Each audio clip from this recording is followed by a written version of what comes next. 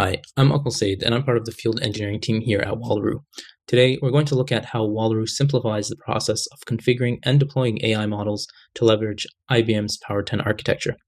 IBM Power 10 offers high-performance, scalable processing for data-intensive workloads, whether in the cloud, on-prem, or at the edge, all without compromising on AI governance and operational efficiency. In this demo, we'll walk through configuring two models, an open-source large language model and a computer vision model, both optimized to run on IBM's Power 10 architecture. We'll also touch on how Wallaroo helps us extend our models to leverage the Power 10 architecture at the edge. Let's dive in. To start off, we'll import Wallaroo's pip installable SDK. Once imported, we'll connect to our Wallaroo client and workspace. With that in place, we're ready to use Wallaroo's tried and true three-step workflow with one small tweak to configure and deploy our open source LLM to work with IBM's Power 10 architecture. We start by uploading the model. As usual, we're passing the model name, file path, model schemas, and framework type. Wallaroo supports a wide range of ML frameworks, but for this example, we're using Wallaroo's custom framework. Allowing us to create models with more complex bespoke workflows, Wallaroo's custom framework is perfect for our custom RAG implementation using a quantized version of Llama 3. Along with the usual parameters, we'll also set the arc parameter to Power 10.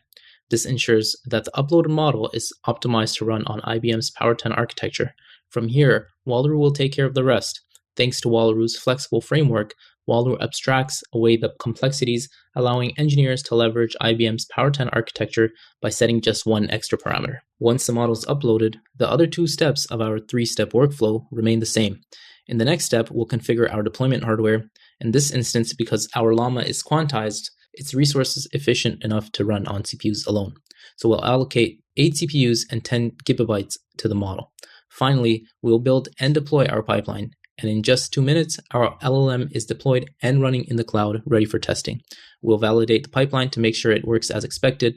Once we're confident everything is in order, the pipeline is ready to be used in production. From here, we can easily retrieve the URL endpoint and start making API calls. And that's how, by simply adding one extra parameter, we've adapted Wallaroo's three-step workflow to optimize and deploy our LLM on IBM's Power 10 architecture. Now that our pipeline is live, let's head over to the Wallaroo Operations Center. Here, we can see our newly deployed pipeline along with others in our system. Let's click into the pipeline we just deployed. In the details, we can see previous versions of this pipeline, see the current status, and even view the engine configurations.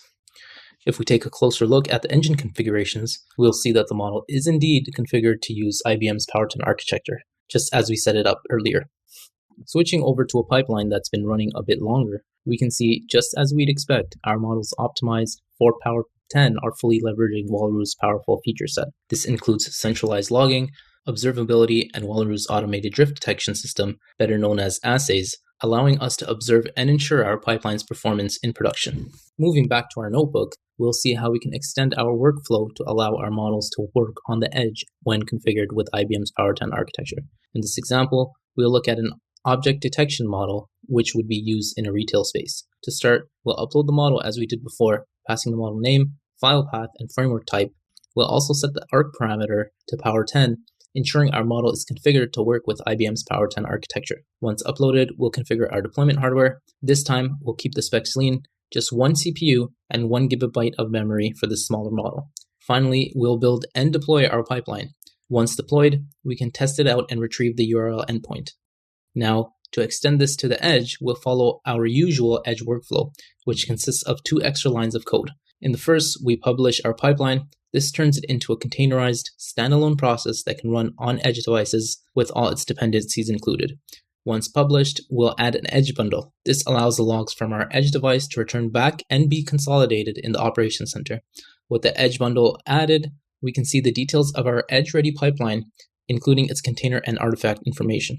Finally, we'll find our Docker run command, which we can take to the edge to deploy the model on-site. Now, because we've had this pipeline running for a while, let's jump back to the Operations Center to check it out.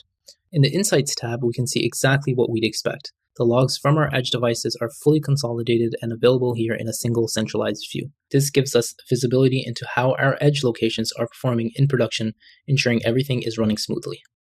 And there you have it. Using just one extra parameter, we were able to adapt Wallaroo's three-step workflow to easily deploy and extend our AI models to take full advantage of IBM's Power 10 architecture, whether in the cloud, on-prem, or at the edge.